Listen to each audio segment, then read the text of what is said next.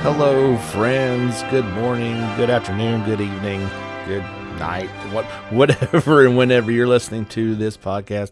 Welcome to the show. This is the JRPG Report, episode 127. My name is James Fisher, your humble host for today's podcast, and I guess every podcast, but anyway, we've got a fun show for you guys today. Lots of gaming news to get into, and I'll go ahead and say it right up front. I had asked on Facebook and Twitter if there's any topics you guys wanted to talk about, because I actually thought it was a light news week, and then started pulling all my stories together, and it's not a light news. It's pretty average. So what I would love to do, if you guys don't care, and honestly not like I have a choice, you're just listening, but I'm going to hold those questions and keep that thread kind of open.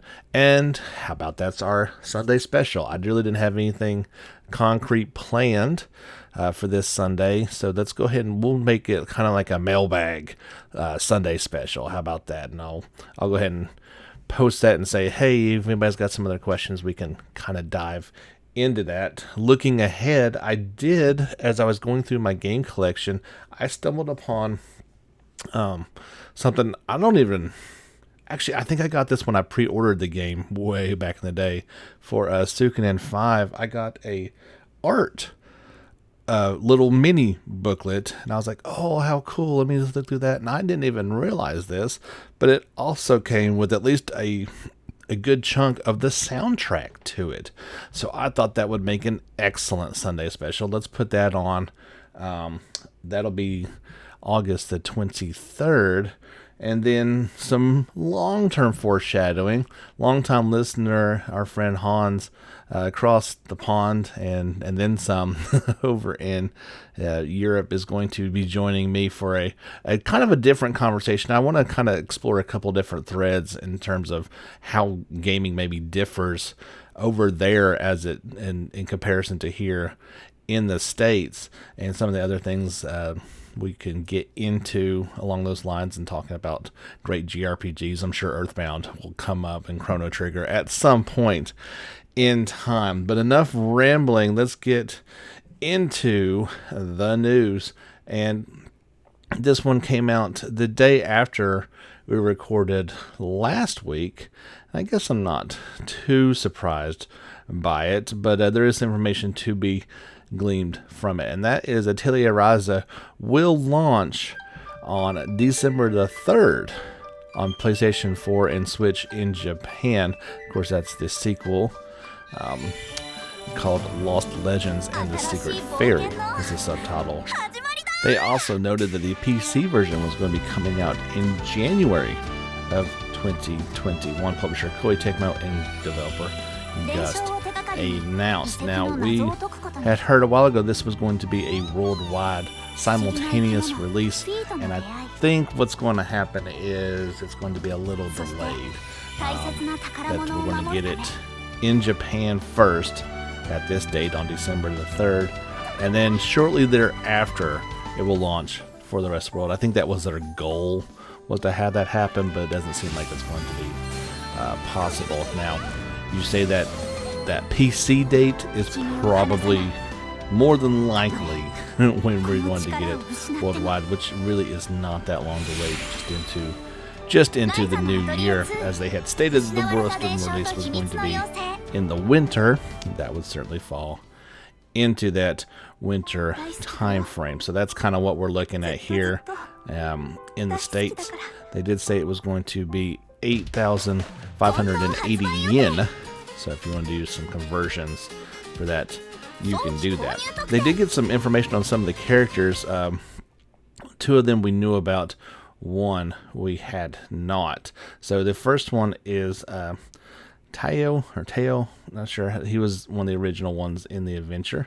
He is Ryza's childhood friend. He is studying abroad with Boz in the royal capital, studying hard each day to become a scholar. He's grown quite tall over the past 3 years and no longer has the appearance of a bullied child.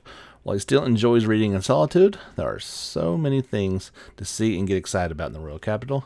he spends a lot more time outdoors than when he was living on the island. The new character is going to be Serri Gloss, Serri.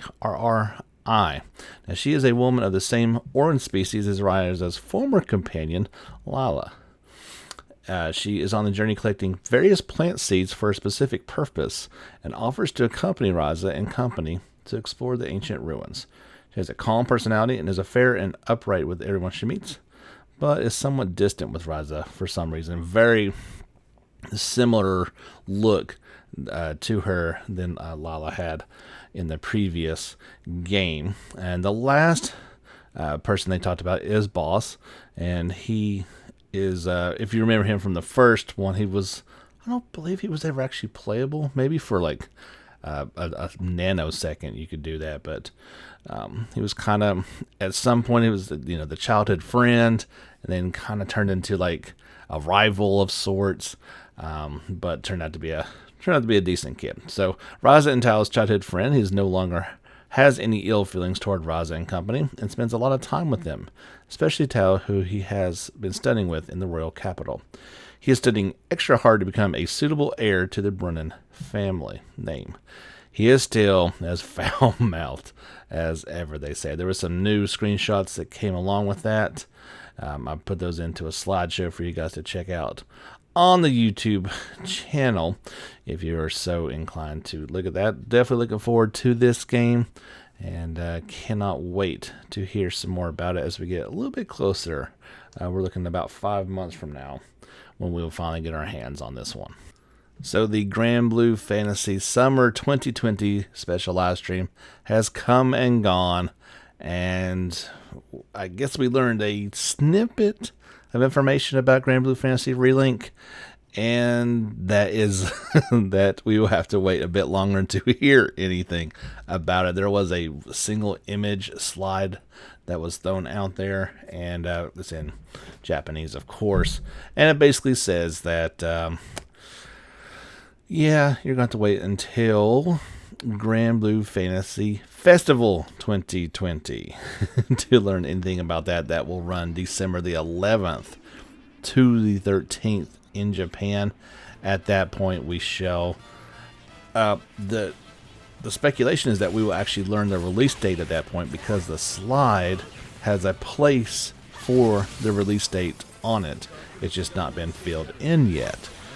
So while it kind of stinks that we have to wait to learn anything, that is at least encouraging. According to director Tetsuya Fukuhara, he said, quote, "Development is going well," unquote. So I'm sure there was more said than that, but that is just the news article that I have, and that is all that is stated. So, I mean, it's not bad news, but it's not good news. I am still, the more and more I think about it, I'm thinking that since it is at this point, it's going to, at the very least, be a PlayStation 4/PlayStation 5 game. I can't really envision a world that this one is purely a PlayStation 4, but as we'll hear about in just a moment, another game that there's going to be PlayStation 5 support for it. We'll kind of get into that a little bit more as these systems come out, and we kind of learn how all that works. It's going to be a little different this time, it sounds like. Backwards compatibility with Sony has been a touchy issue for a while. It does seem like it is fully supported this time. We know that's the case with Xbox, so it's kind of like maybe we're finally turning that page, and there's going to be some changes with this next generation. The aforementioned game I was mentioning was Legend of Heroes Hajimari no Kiseki. And so there was a blurb that says post-launch update for the game will support an operation on PlayStation 5. After the update, users will be able to comfortably enjoy Legend of Heroes Hajimari no Kiseki on both PlayStation 4 and PlayStation 5. So I believe this is one of these games that's coming out at the end. This one comes out not too much longer in Japan. So they're clearly saying it is going to be supported on both platforms, and that is, of course, news. I don't know if there's going to be any major difference if you should load this game up in your PS5 as opposed to PS4. That all remains to be seen. As well, there was a bunch of information about the game as well, so let's kind of get into that. There was a recent interview with Falcom President Kondo, who discussed the company's new engine currently in development, and a few other topics. I've got two different interviews, so let's kind of get into it, and hopefully they don't overlap too much. So the first question, and it's a big question: are there any plans to remake The Legend of Heroes Trails in the Sky, Zero no Kiseki, Eiyuden no Kiseki, i.e. the Crossbell games, in the Hajimari no Kiseki engine? And so here is his response: Hajimari no Kiseki would be our last title that uses the Cold Steel game engine, which is the Sony-made Fiery engine.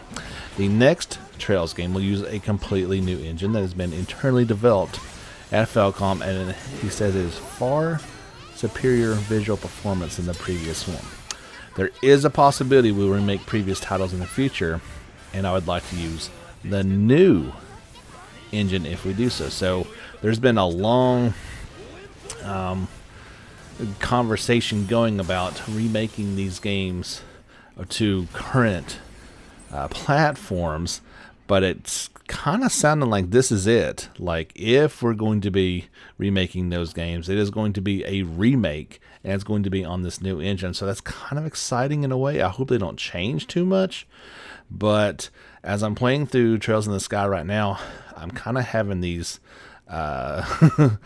these dreams about what that could potentially be if redone in that fashion, and it's kind of exciting, to be quite honest. So we'll just have to see what that happens. He went on to explain, after about 2 years have passed since development of the new engine began, after the release of Trails of Cold Steel 4. 2 years ago, we didn't have any information about PlayStation 5 from Sony, so that new engine was being developed based on PS4. We hope to release games developed on the new engine on PS5, and hope to release a post-launch update for Hajimari to support PS5. We just talked about that, dude. Where were you? So that is definitely exciting. We do know that new title is not going to be Hajimari no Kiseki 2. It will be a completely new game. So it kind of sounds like new game. Obviously, all these games kind of tie into each other, but it's not going to be a direct sequel. And so that's exciting with this new engine. How amazing and how cool that game could be. Next question: are there any plans to release more spin-off titles like Ys vs. Trail in the Sky or Natio no Kiseki? He says, we have received requests for spin-off titles like that from players from time to time now. We're currently in the process of moving over to a new engine, so that really hasn't given us the flexibility to make other titles. We can consider it after the next Trails is complete and the new engine is stable. If the staff is willing and the player demand is there, we can start working on something like that. Next question: are there any plans to release the game on other platforms such as Switch or Steam? And this might bum out some people. It is only being developed for PlayStation 4. There are no plans at this moment to release it on other platforms. Hopefully, there will be an opportunity in the future. I can't see why it wouldn't come to Steam. That doesn't make a whole lot of sense. Maybe it's eventually. Of course, that development would be handled probably by NIS America. So maybe that's more of what he's saying, is we're not going to do it. If somebody like that decides to do it, that's different. From what I can gather, at least so far, sales have not been spectacular for Trails of Cold Steel 3 on the Switch. So maybe that's kind of tied into that decision. But then again, that is NIS America as well. That is not Falcom. So it's maybe one of those kind of non-answers. Like, well, we wouldn't be doing it anyway, so I don't care what they do, as long as we get a cut, right? Last question in this part, and we'll jump over to the other one. In an interview early this year, you said you were preparing for PS5 game development and hope to release a screenshot for the new game engine within a year. Is there any more you can say? And he says there's actually a scene in Hajimari Kiseki that's made with the new engine, so I hope you can find it. Now that sounds like a challenge, my friend. And if this system is as awesome as President Kondo says, then we got something to look forward to for sure. So actually, here's what we're going to do. I forgot about this other interview. It is kind of snippets from the interview, and there is actually spoilers. So tell you what, let's throw that to the back of the podcast and give people an opportunity to tune off if they don't want to have anything spoiled. Disgaea fans may have something to look forward to. NS America recently sent out an email with a message from company president Nikikawa. At the end of the short note was an image with two Disgaea-like demons sitting on a gravestone and eating. What's interesting about this one is it appears to be original characters. There's a young man with a heart on his chest and a hoodie. He has a horn at the center of his forehead and appears to have his legs stitched on. As for the girl, she has pink hair, 2 horns, and one of her arms is stitched on as well.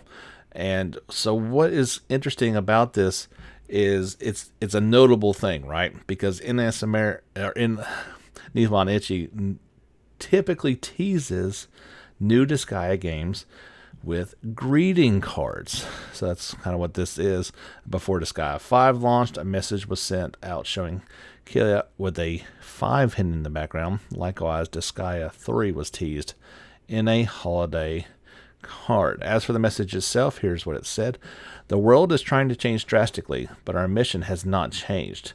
We are currently working on multiple game projects in order to bring fun and happiness to as many people as possible. Please look forward to them. One of the last times Disgaea 6 was mentioned was back in July of 2018 when he confirmed it would be developed and released. So kind of hard not to think that this is perhaps the first image of the new game. And once I get actual confirmation of that, of course, we'll pass it along to you guys.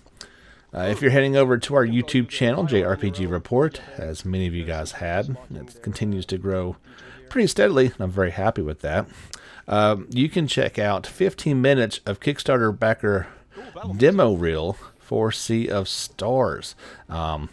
All backers of this Kickstarter will be able to play it starting on August 20th. So this was kind of showing just a little snippet of what people have to look forward to. This demo is cut from the middle section of the game, and it has the 2 protagonists going to quest without the rest of the party to areas including an outdoor dungeon, town, and an indoor dungeons.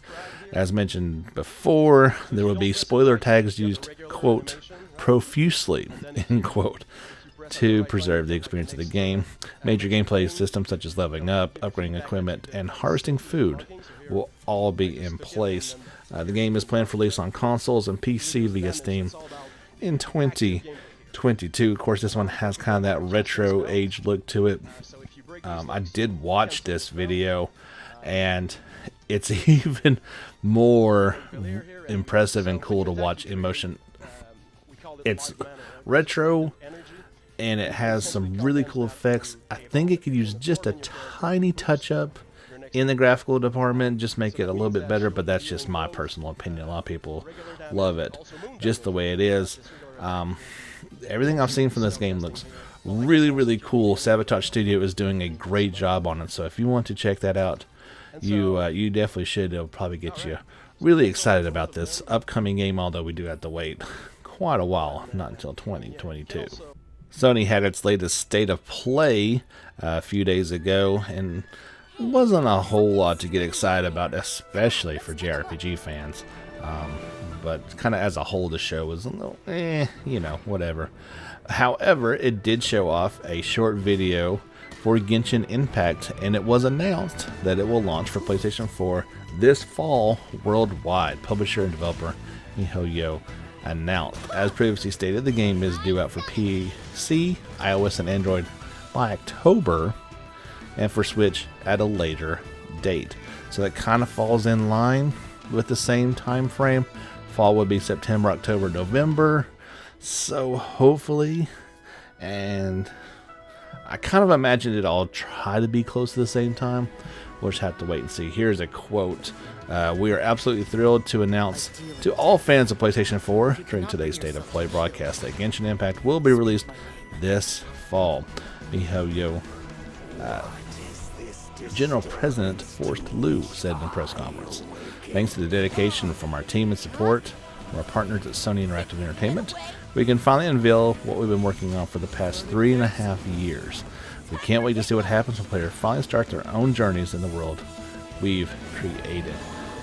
It wasn't a very long trailer. I think it was about 1.5 minutes, and it was all kind of, done up for the trailer. But as I've showed off in my previous gameplay videos, the game looks good, and hopefully they'll have a chance to get it fine-tuned before that release in the fall for PlayStation 4.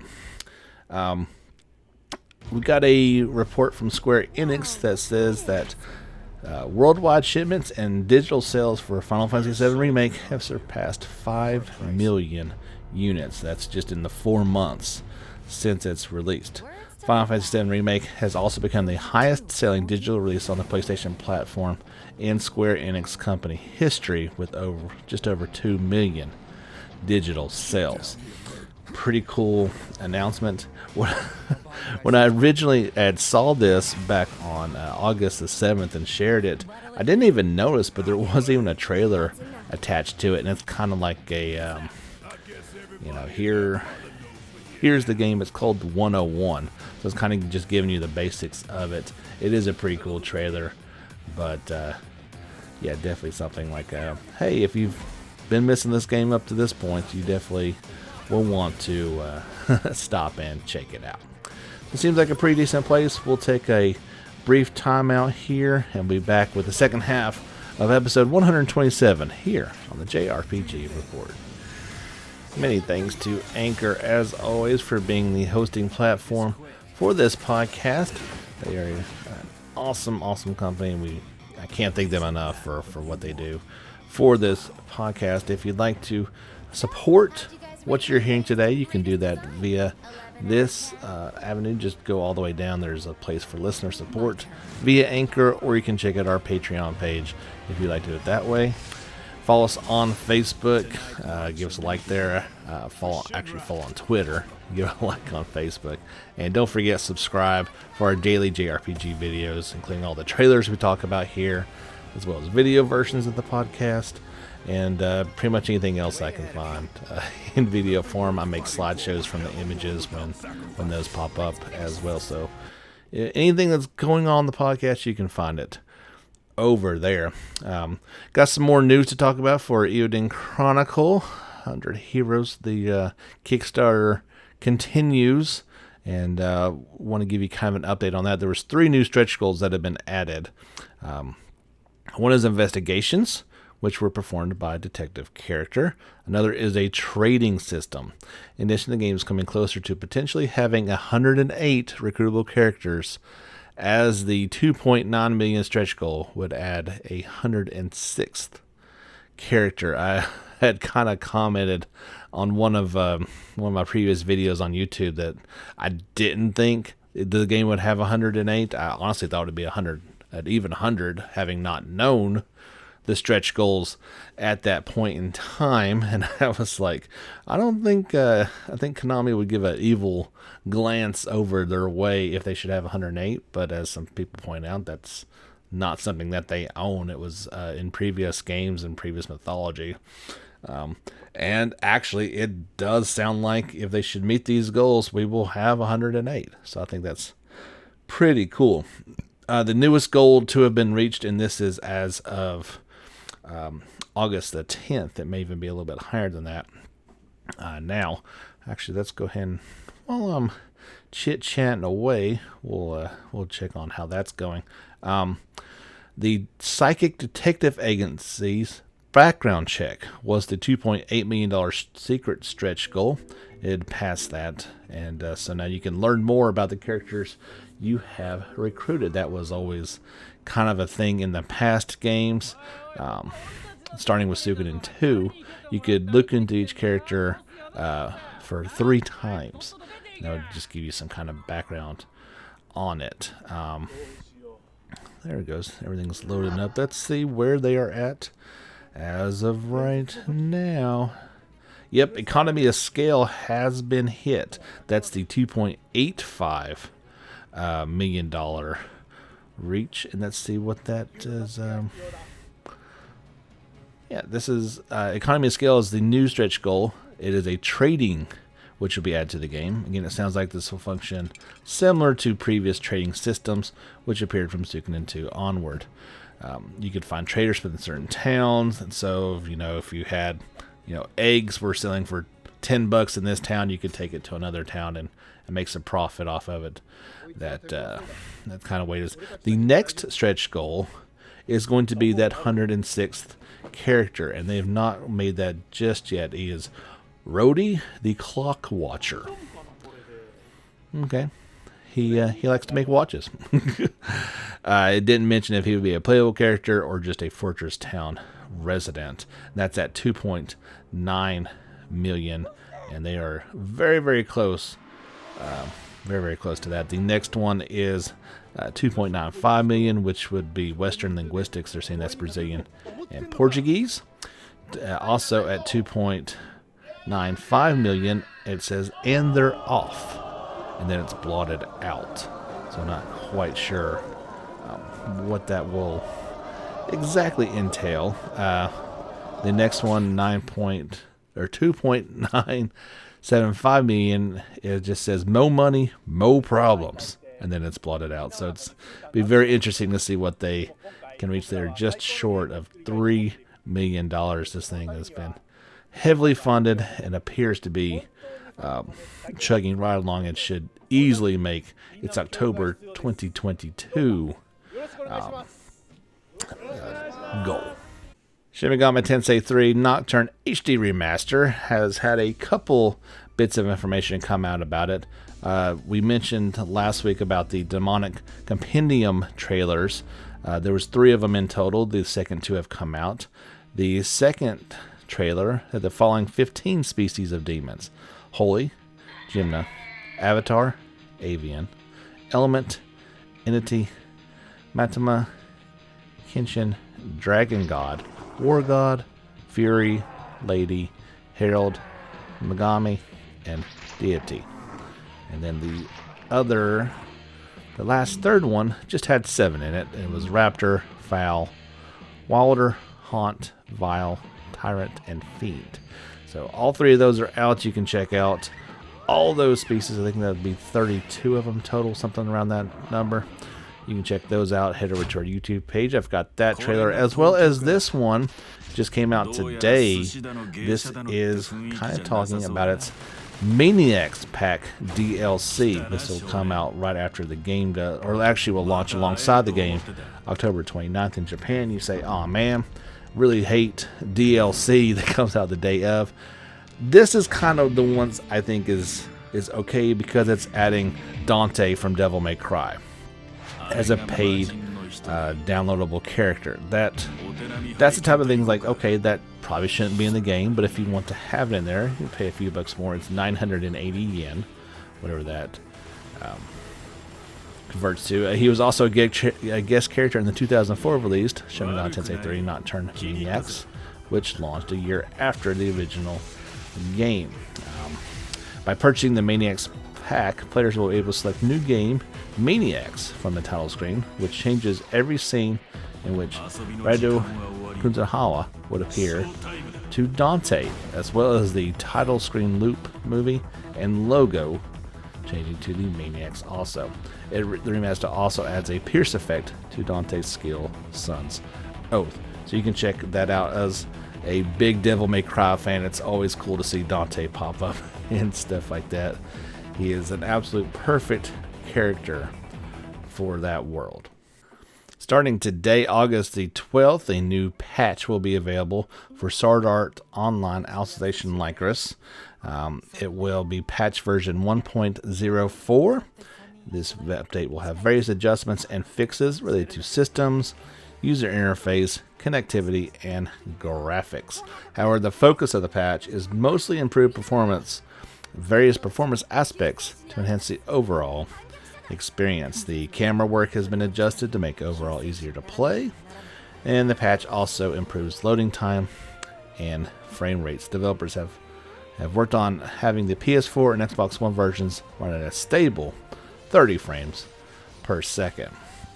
Furthermore, Bandai Namco noted that the team will continue working on loading times, frame rates, autosave, camera adjustments, mouse and keyboard settings.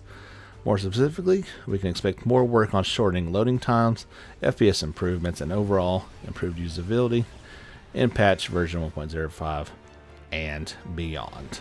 So, sounds like they had a few issues with this one when it came out, and patches to try to and get this one going right along. Sega had an investors meeting, and usually these are snooze fest, but they had a Q&A session in which they were asked the following question was posed to an investor asked Sega Sammy CEO Haruki Satomi and CFO Fukuza regarding whether more games will be sold via PC Steam in the future following the success of Golden. The question regarding Steam: Persona 4 Golden has been doing very well in sales, where the company considers selling new titles in the future from the very start. And here's the answer. Persona 4 Golden is a remaster of a previous title released for the Vita. With its release onto Steam, the game was rated highly by game review sites, and in part due to its cheap price, the game surpassed our expectations in sales by a large margin. In the future, we would like to proactively pursue porting previous release titles onto Steam and other platforms. Furthermore, regarding new games in the future, we will negotiate with the platform holders and examine different methods of selling each title in a case-by-case fashion under favorable conditions. As part of that, we hope to make actions such as PC versions from the very start with multiple platform releases in mind. So that's today in news. Why in the world would they not? It just seems pretty silly, to be quite honest, why they would not want to do more things like that going forward. Speaking of Sega and Persona, I think it just started today. Yeah, today, if you are playing Phantasy Star Online 2, you'll have a chance to get some Persona costumes in it. You can now buy, as of today, August the 12th, you can buy the Persona Paradox AC scratch tickets. And they will have various costumes in there. You can get from Persona 3, you can get Makoto Yuko's hair in school uniform, Yuriki Takaba's hair in uniform, and Mitsuru Kudra's hair in uniform, Elizabeth replica hair and outfit, and the Aegis replica hair in uniforms, showing her battle attire and Persona 3 dancing outfit. So that's some pretty cool stuff. You also can get from Persona 4, there's a generic Jack Frost mascot suit you could get. I believe they also got from the main character was Chie and Marie's clothes and shoulder bag, as well as the teddy bear suit. And not to be left out, you've got Persona 5 as well. You can get Joker's attire, as well as the Sujin Academy uniform. There's also On's Academy uniform, Haru's uniform, Fatuba's outfit, and Makoto's Academy uniform as well. I think Joker's the only one you can get the Phantom Thief attire for. Maybe it's kind of a little odd, but oh well. So yeah, you can get all that starting now. There was a video showing off every single thing that you can look to possibly acquire via this scratch-off ticket. If you head over to YouTube, you can check that out in the Persona Paradox video. Got 2 stories from Final Fantasy 14, The Realm Reborn, and this started yesterday on August the 12th. You can, in addition to playing The Realm Reborn, you can also now play for free. New players will be able to play the Heaven's Sword expansion. As long as those players in question have not purchased it, the free FF14 trial will allow them to experience both those things. Free players will also be able to unlock Heaven's Sword exclusive classes as well. So even though if they'll be playing through the MMO and expansion trial, they'll have access to jobs like Dark Knight, Machinist, and Astrologian. Additionally, players will be able to reach level 60 with as many jobs as they have available. The sky seems like it is the limit for this one. Previously, the trial only allowed you to go up to level 35 and have access to the content from A Realm Reborn. This time, you can get the Heaven's Sword as well. We say additionally, the fat has been trimmed away from certain segments, further streamlining the experience. Players who are addicted to crafting alts will certainly love this update, and new players won't have to drag their feet with an enormous amount of quests. Also, coming out right now is patch version 5.3. This will be a conclusion to the Shadowbringer story and the second part of the Nier Automata collaboration raid. Here are some of the highlights from the patch. Their new main scenario quests have been added. The Chronicles of New Era, the Yorha Dark Apocalypse is in there. The Sorrow of Werlyt. How do you say that? W-E-R-L-Y-T. There are some Dwarf Tribe quests thrown in there. The main scenario quests for A Realm Reborn have been revamped. Your mounts can now fly in Realm Reborn areas. And they do say the players will need to complete the main scenario quest, Ultimate Weapon, or to fly. There are new furnishings from the designed contest. New emotes, the Hero's Gauntlet, that's a new dungeon. A new trial. New items. And there's a full list that will be upcoming in the coming days, but that is kind of all the highlights from it. Sounds like there is plenty for both paying players and actually free trial players that want to get into it and check it out. They are able to do so. Alright, so kind of talked there at the beginning. The last thing I got to talk about is this other half of the interview, and it does it says right from the beginning in large text there will be Legend of Heroes and Trails of Cold Steel series spoilers below, so we'll go ahead and say goodbye to anybody who doesn't want to listen to that. I can completely understand and respect that. I won't be talking about anything after that, so we'll pause. And so, yeah, if you're still with us, let's get into some of these things. This may even be a spoiler for myself as well, because I've not played every bit of those ones, but that's what we're willing to do here on the JRPG Report. Here are the other highlights of the interview. According to Kondo, Trails in the Sky's third protagonist, Kevin Graham, will appear in Hajimari no Kiseki, but only in a rather subdued role. However, due to his association with the Septian Church, he will be more important to the second half of Kiseki's series overall story. I just met Kevin the other night as I started the second chapter from Trails in the Sky. Seems like a rather interesting fellow, to say the least. When asked if players will be able to remember all the characters appearing in this game, considering how there are now 50 playable characters, Kondo replied that due to the game being split into 3 chapters, it'll be easier to keep track of all the characters. Each route also has characters making surprise appearances, and the True Reverie Corridor will unlock side stories that add some depth to the character. Kondo's personal favorite story route is the one featuring the brand new character C, especially as there is an air of mystery around his purpose, and since C's group is a ragtag filled with all sorts of interesting people. With so many playable characters, character balance has also been made so that the characters who are known in universe will be very strong, and will be strong from the start in terms of stats and skills. That doesn't mean that other characters are weak, though. Each character can be strengthened using items as Kondo knows each playable unit has their own fans.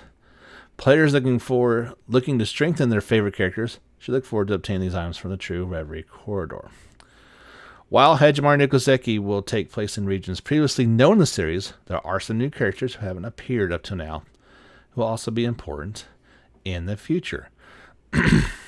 Kondo acknowledges that Hajimari no Kiseki has been associated by fans with Trails in the Sky III due to both games partially revolving around a closed space. However, third story was based on the exploration of the Hermit's Garden, whereas the main story in Hajimari is beyond the Reverie Corridor.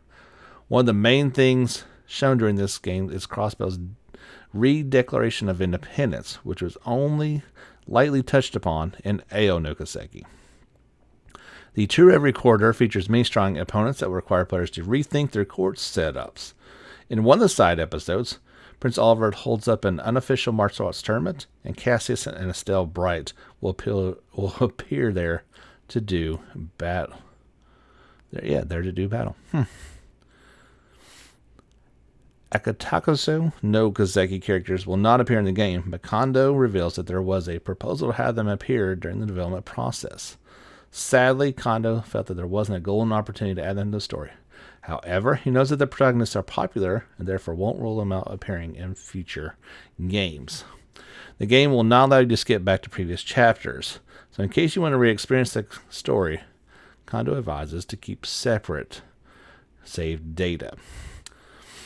So all that's pretty cool. There's a few things in there that's kind of,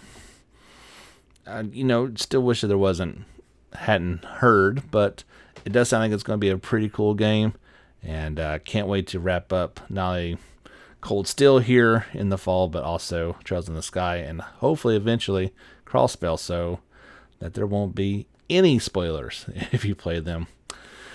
Play them all. So there was also some things about other titles. Let's say Kondo still wants to make a sequel to Tokyo Xanadu if there's a chance. And once upon a time, they wanted to raise the new IP as their flagship titles series.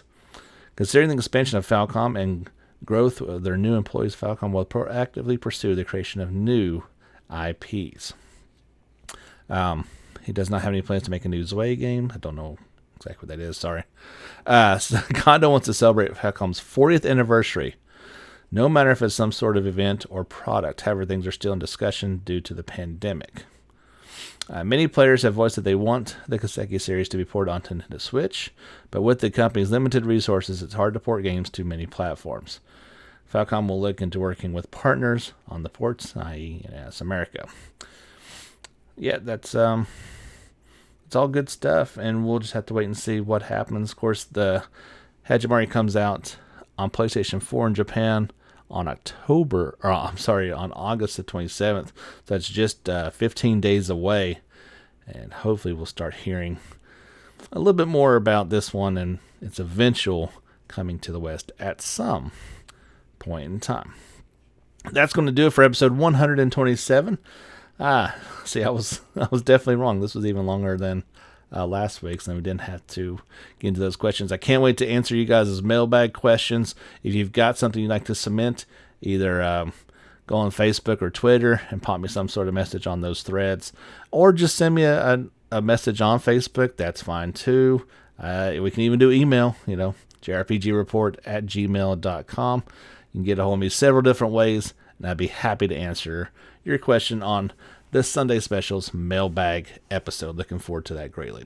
Until then, and until next week, we'll have another brand new episode. My name is James Fisher. Thank you so much for tuning in to the JRPG Report, your only weekly JRPG news podcast.